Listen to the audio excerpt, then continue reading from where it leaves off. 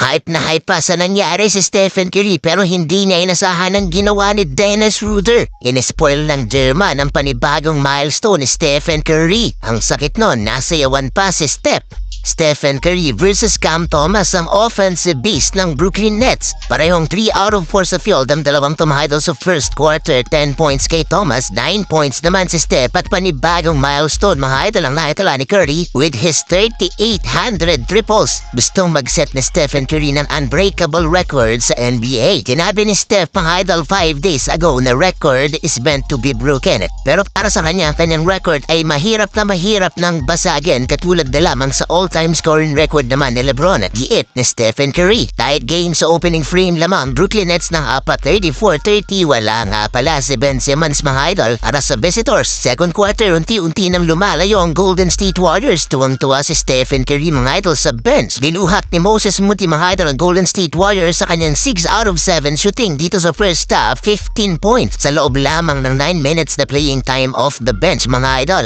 Inasundan ang 9 points ni Stephen Curry sa quarter na to. Dennis Schroeder iwan si Draymond Green kumagat at sa fake ni Dennis. Para tapusin ang first half, nagbintes ng 3-pointer si Stephen Curry pero andun si GP2 for the follow-up tip dunk. Lamang Warriors 67-58 halftime.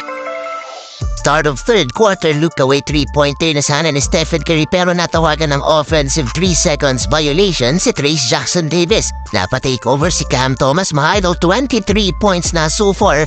Abang si Stephen Curry na ipasok na rin ang kanyang first 3-pointer since first quarter. Sobrang na-hype naman si Stephen Curry mga idol sa play na to in transition, stop and pop deep 3-pointer. Sumabay ang dalawa at na-foul si Stephen Curry. 4-point play opportunity na ipasok din niya ang bonus free throw. Halfway, here comes Brooklyn Nets from 18-point Warriors lead na ibabayan sa single digit. No lead is safe because of the 3-point shooting. Dennis Schroeder with his second triple, 14 points na para sa German. Parang mananapak ng referee itong si Buddy Hield. Tingnan niya itong tingin niya mga idol sa official. Di kasi tinawagan yung 3-point attempt niyang to mga idol sa final 1 minute ng third quarter. Lamang na ang Warriors 5 na lang, 92-87.